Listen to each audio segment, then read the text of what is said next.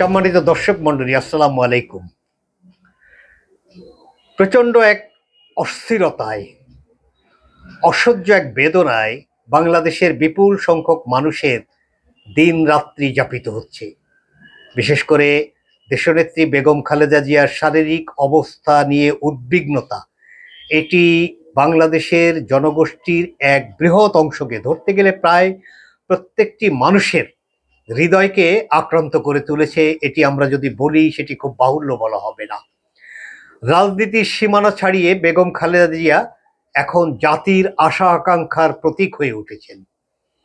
কি সরকার, কি বিএনপি, কি অন্যান্য রাজনৈতিক দল, কি সাধারণ জনগোষ্ঠী, দেশের বাইরে যারা বাংলাদেশি অবস্থান করেন তারা, এমনকি বাংলাদেশের বন্ধু প্রতিম মুসলিম রাষ্ট্রগুলো, এছাড়া অন্যান্য বন্ধু প্রতিম রাষ্ট্র, এমনকি পরাশক্তিরও কয়েকটি অংশ, ইভেন শত্রুভাবাপন্ন রাষ্ট্র, তাদের পক্ষ থেকেও বেগম খালেদা জিয়ার এই অসুস্থতা নিয়ে যথাযথ ক্রিয়া প্রতিক্রিয়া আমরা লক্ষ্য করেছি।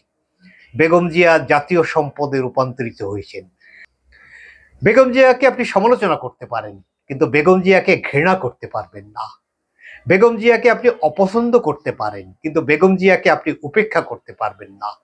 এমন এক উচ্চ মাত্রায় তিনি বাংলাদেশে এখন অবস্থান করেন।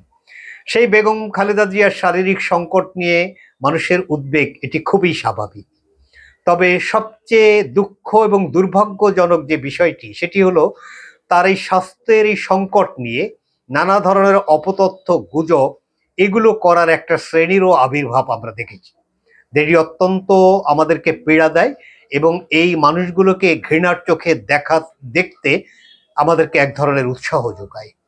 একজন রিটায়ার্ড আর্মি অফিসার, মেজর, এবং তিনি একজন সাবেক সংসদ সদস্য। তার মানসিক সুস্থতা নিয়ে অনেক আগে থেকেই অনেক প্রশ্ন ছিল। তিনি গতকাল আরেকটি ইউটিউব চ্যানেল, যেটির পরিচালকও একটু এইসব বিষয়ে উৎসাহী বলেই মনে হচ্ছেন, তার প্রশ্নের জবাবে ওই ব্যক্তি তিনি বললেন তিনি ধারণা করেন বেগম জিয়া মারা গেছেন। তার হঠাৎ করে এই ধরনের পাণ্ডিত্যপূর্ণ প্রকাশ কি প্রয়োজন হলো আমরা জানি না। বেগম জিয়া মৃত্যুবরণ করলে এই সংবাদটি সকলের আগে তিনি দিতে পারলে কি কৃতিত্ব অর্জন করতে পারবেন সেটিও আমরা বুঝতে অক্ষম। একই সঙ্গে আমি বিএনপির একজন গুরুত্বপূর্ণ পদে আছেন আহমেদ আজম খান, এনাকেও কিছুটা কৈফতের মুখোমুখি করা আবশ্যক বলে মনে করি। কারণ তিনি গত পরশুদিন, কোনো দায়িত্ব তাকে দেওয়া হয়েছে কিনা জানি না, তিনি বেগম খালেদা জিয়ার সর্বশেষ শারীরিক অবস্থা নিয়ে যে ধরনের তথ্য দিলেন, সেটি জনগণের উদ্বেগ আরো বাড়িয়েছিল। এই তথ্যটি যে সঠিক নয়, পরে তো সেটি ডক্টর জাহিদের ব্রিফিংয়ে প্রমাণিত হলো। তো এই ধরনের তথ্য দেওয়ার দায়িত্ব যাদের নয়, তারা তথ্য দিলে সেই তথ্য নিয়ে মানুষের মধ্যে এক ধরনের মানসিক সংকট তৈরি হয়।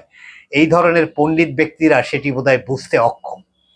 এই অস্থিরতার প্রেক্ষিতে মির্জা ফখরুল ইসলাম আলমগীর, বিএনপির মহাসচিব, তিনি গত পরশুদিন তিনি প্রকাশ্যেই বললেন, আনুষ্ঠানিকভাবে বললেন যে ডাক্তার জাহিদ, অর্থাৎ যিনি বেগম খালেদা জিয়ার ব্যক্তিগত চিকিৎসক এবং বেগম খালেদা জিয়ার এই চিকিৎসা সংক্রান্ত কার্যক্রমে দীর্ঘদিন ধরে গভীরভাবে তিনি যুক্ত, বিএনপির স্ট্যান্ডিং কমিটির সেই সম্মানিত সদস্য ডাক্তার AJM জাহিদ হোসেন ছাড়া বেগম খালেদা জিয়ার স্বাস্থ্য সম্পর্কে কেউ কোনো তথ্য দিলে সেটি গ্রহণ না করার জন্য তিনি সাংবাদিকদেরকে অনুরোধ করেছেন। এটির প্রয়োজন হলো। ডাক্তার জাহিদ গত পরশুদিন সাংবাদিকদেরকে ব্রিফ করেছিলেন, মাঝে একদিন গ্যাপ ছিল। এই গ্যাপের সুযোগেই আসলে এই ধরনের গুজব এবং অপতথ্য এটি বিকৃতভাবে মানুষের সামনে উপস্থাপিত হয়েছে, যেটি সঠিক নয়। সেটি প্রমাণ হলো আজকে দুপুর 1:45টায় ডাক্তার জাহিদ তিনি আবার সাংবাদিকদেরকে সর্বশেষ পরিস্থিতি ব্রিফ করলেন। সেখানে তিনি বেগম খালেদা জিয়া চিকিৎসা গ্রহণ করতে পারছেন এটি পুনরুল্লেখ করলেন। একজন মানুষ যদি মৃত্যুবরণ করেন, তিনি চিকিৎসা গ্রহণ করবেন কিভাবে? তো সর্বশেষ ডাক্তার জাহিদ যেটি জানিয়েছেন সেটি হচ্ছে যে তারা মেডিকেল বোর্ড সিদ্ধান্ত গ্রহণ করেছে প্রাথমিকভাবে, আল্লাহ যদি সবকিছু স্বাভাবিক রাখেন, তিনি অপরিসীম রহমতের ছায়াতলে আমাদেরকে আবৃত রাখেন, তাহলে আজ অর্থাৎ বৃহস্পতিবার মধ্যরাতের পরে, অর্থাৎ দিন হিসাবে সেটি শুক্রবার হয়ে যাবে, তখন অথবা ভোর রাতে, শুক্রবার ভোর রাতে লন্ডনের উদ্দেশ্যে বেগম খালেদা জিয়ার উন্নত চিকিৎসার জন্য তাকে নিয়ে একটি অত্যাধুনিক এয়ার অ্যাম্বুলেন্স সেটি যাত্রা শুরু করবেন। ইতিমধ্যে আমরা জানি বিএনপির মহাসচিব গত 2-1 দিন পূর্বেই তিনি কাতারের কাছে বেগম খালেদা জিয়ার জন্য সেই অত্যাধুনিক এয়ার অ্যাম্বুলেন্সটি চেয়ে চিঠি দিয়েছিলেন। তাৎক্ষণিকভাবে কাতার সেটি পজিটিভ রেসপন্স করেছে এবং তারা এই সেবা দিতে সর্বদা প্রস্তুত সেটি তারা জানিয়েছেন। অ্যাম্বুলেন্স মোটামুটি এটি রেডি, ফ্লাই করার মতো সমস্ত উপযুক্ততা নিয়েই সেটি তৈরি আছেন। এবং একই সাথে আমরা যতদূর জেনেছি 14 সদস্যের একটি টিম বেগম খালেদা জিয়ার সফর সঙ্গী হবেন। সেক্ষেত্রে নিশ্চয়ই যারা এই বেগম খালেদা জিয়ার যে কয়টি গুরুতর অসুস্থতা আছে তা নিয়ে যারা বিশেষজ্ঞ চিকিৎসক, সেই চিকিৎসকদের একটি টিমই তার সঙ্গে থাকবেন, এমনটি ভাবাটা স্বাভাবিক। তাদের ভিসা ইতিমধ্যে কমপ্লিট হয়েছে বলে আমরা শুনেছি। সেক্ষেত্রে যুক্তরাজ্য, বাংলাদেশের দূতাবাস তারা যথাযথ তড়িৎ পদক্ষেপ গ্রহণ করেছেন। বাংলাদেশের পররাষ্ট্র মন্ত্রণালয় এক্ষেত্রে খুবই সহযোগিতামূলক ভূমিকা, বিশেষ করে সরকারের যে ভূমিকা আমরা তো লক্ষ্য করছি। সরকার প্রধান শুরুতেই যেভাবে বিবৃতি দিয়ে সংশ্লিষ্ট সকলকে বেগম খালেদা জিয়ার চিকিৎসা কার্যক্রমে সর্বাত্মক সহযোগিতা করার নির্দেশ প্রদান করেছিলেন সেটা আমরা দেখেছি। ইতিমধ্যে বেগম খালেদা জিয়াকে ভিভিআইপি মর্যাদা প্রদান করা হয়েছে সেটি আমরা দেখেছি। ভিভিআইপি মর্যাদা দেওয়ার প্রয়োজন কেন হলো এটি আমরা বুঝতে সক্ষম হয়েছি, কারণ সেখানে উল্লেখ করা ছিল রাষ্ট্রের গুরুত্বপূর্ণ ব্যক্তি বিবেচনায় তার চলাচল, তার চিকিৎসা, তার বিদেশ যাত্রা এগুলো স্বাভাবিক মানে একেবারে স্বস্তিদায়ক করার জন্যই তাকে ভিভিআইপি মর্যাদা দেওয়ার আবশ্যকতা ছিল এবং সে কারণেই এটি দেওয়া হয়েছে। আমরা দেখেছি যে হেলিকপ্টার এভারকেয়ার হসপিটালের আশেপাশে সেটি ওঠা নামার একটি মহড়া হয়েছে। অনেকেই এটি নিয়ে অন্য ধরনের আশঙ্কার কথাও তারা প্রকাশ করেছেন, অনেকে অপতথ্য প্রচার করেছেন। কেউ কেউ অবশ্যই ইতিবাচকভাবে এমনটিও ভেবেছেন এবং বলেছেন যে তারেক রহমান সাহেব দেশে আসলে বিমানবন্দর থেকে যানজট এবং সময় বাঁচানো এই দুটি স্বার্থে তাকে হয়তো হেলিকপ্টারে করে এভারকেয়ার হসপিটালে নিয়ে আসা হবে, এমনটি অনেকে প্রেডিক্ট করে বলেছেন। কিন্তু মূলত এখন বোঝা গেল যে বেগম খালেদা জিয়াকে বিদেশে নেওয়ার প্রস্তুতির একটি গুরুত্বপূর্ণ অংশ হিসাবেই হেলিকপ্টার সেখানে ওঠানামা করা এবং অন্যান্য সেই সংক্রান্ত সাপোর্ট দেওয়ার জন্যই এটি একটি রেকি বা মহড়া এটি অনুষ্ঠিত হয়েছে। এছাড়া আমরা জানি বেগম খালেদা জিয়াকে দেশের বাইরে নিয়ে যাওয়ার ক্ষেত্রেও জনগণের আবেগকে নিয়ন্ত্রণে রাখার জন্য এক ধরনের প্রস্তুতি প্রয়োজন, যাতে সেটি কোনো রকম বিঘ্ন না হয় জন আবেগের আধিক্যে, সেজন্য একটা প্রস্তুতি রাখা হয়েছে আমরা দেখেছি। আল্লাহর রহমতের উপরে ভরসা করা ছাড়া বিশ্বাসী মুসলমানদের আর তো কোনো বিকল্প নেই এবং সেটিই করা হচ্ছে। ডাক্তার জাহিদের কথাও আপনারা শুনেছেন। তারেক রহমান সাহেব এই সামগ্রিক বিষয়টি তিনি মনিটর করছেন। লন্ডনে তার যেখানে চিকিৎসা হবে সেই চিকিৎসার জন্য সে প্রয়োজনীয় প্রস্তুতি সেখানে সম্পন্ন হয়েছেন। একবার কথা হচ্ছিল যে ডাক্তার জোবায়দা রহমান তিনি বাংলাদেশে এসে তার শাশুড়ি দেশনেত্রী খালেদা জিয়াকে তিনি নিয়ে যাবেন, সেটি এখনো নিশ্চিত হওয়া যায়নি, কারণ ডাক্তার জোবায়দারও সেখানে উপস্থিত থাকাটা খুবই আবশ্যক হবে। তিনিও একজন বিশেষজ্ঞ চিকিৎসক এবং বেগম খালেদা জিয়া চিকিৎসা সংক্রান্ত মেডিকেল বোর্ডের একজন গুরুত্বপূর্ণ সদস্য, একই সঙ্গে বিদেশি এই যে চিকিৎসা সাপোর্ট বেগম জিয়া পাচ্ছেন তার একজন সমন্বয়কারী হিসাবেও ডাক্তার জোবায়দা দায়িত্ব পালন করছেন।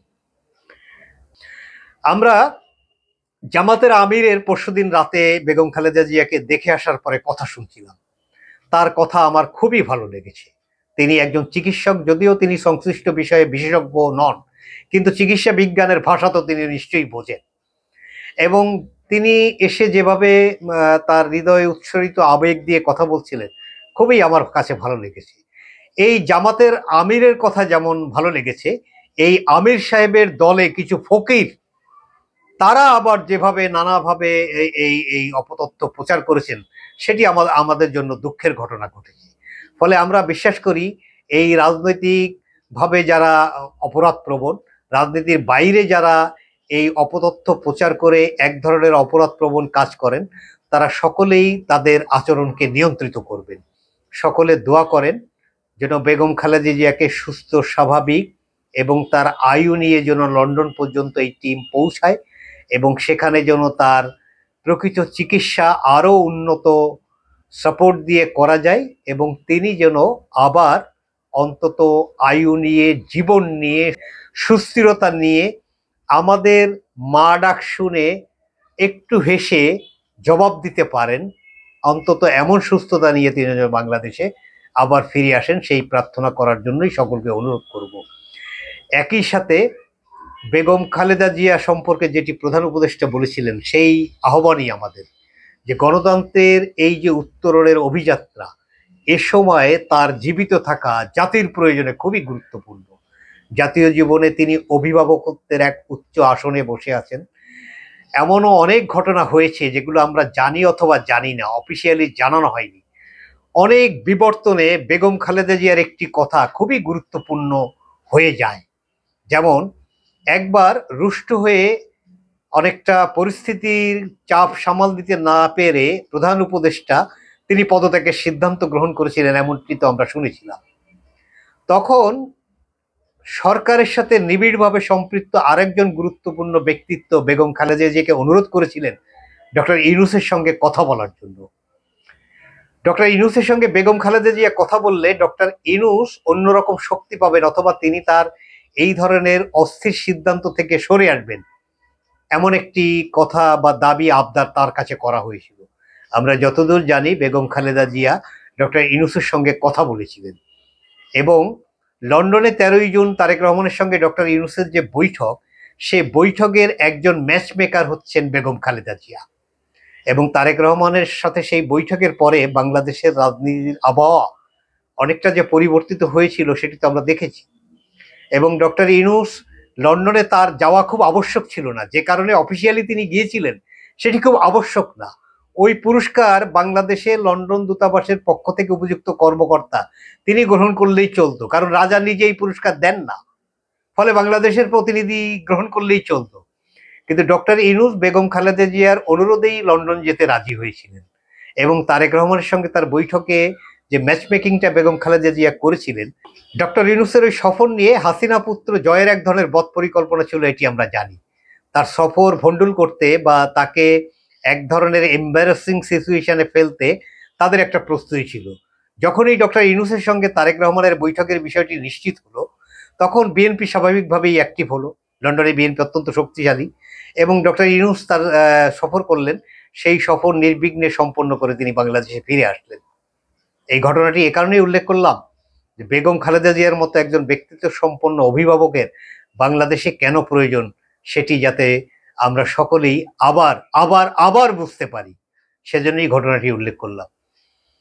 সকলে দোয়া করবেন। আল্লাহর অপরিসীম কৃপায় আমি বিশ্বাস করি বেগম খালেদা জিয়াকে অনেকবার আল্লাহ তাআলা ফেলে গেছেন, আরো দু একবার তখন হাসিনা জীবিত মানে সরকারে জীবিত, তখন আমরা যখন প্রার্থনা করতাম যে একটা প্রত্যাশিত পরিবর্তন না দেখায় পরম করুণাময় আল্লাহ আপনি বেগম খালেদা জিয়াকে আপনার কাছে নিয়েন না, আল্লাহ আমাদের সেই প্রার্থনা কবুল করেছেন। হাসিনার পতন বেগম খালেদা জিয়া স্বচক্ষে দেখে গেছেন, অনেকটা সুস্থ শরীরে দেখে গেছেন। সেই সময় অনেকবারই আমরা এমন সংবাদ পেয়েছি বেগম খালেদা জিয়া আর নাই, এবারই বোধহয় তার শেষ মুহূর্ত, কিন্তু আল্লাহ অপরিসীম রহমত করে তাকে রেখে গেছেন। আমরা আল্লাহর কাছে সেই একই সিদ্ধান্ত আবারও প্রত্যাশা করি যে আল্লাহ আপনি জীবিতকে মৃত করতে পারেন, মৃতকে জীবিত করতে পারেন, আপনি জীবন দান করেন, আপনি জীবন নিয়ে যান, আপনি সর্বময় ক্ষমতার অধিকারী, আপনি পরাক্রমশালী, আপনি রহমানুর রাহিম, আপনি রহমানুর রাহিম। আপনার এই নামের উসিলায় আপনি আমাদের প্রতি করুণা করেন, বেগম খালেদা জিয়ার জীবনটা আবারও আপনি আমাদের জন্য এই জাতির প্রয়োজনে আপনি ভিক্ষা দেন। আমিন। আল্লাহ হাফেজ।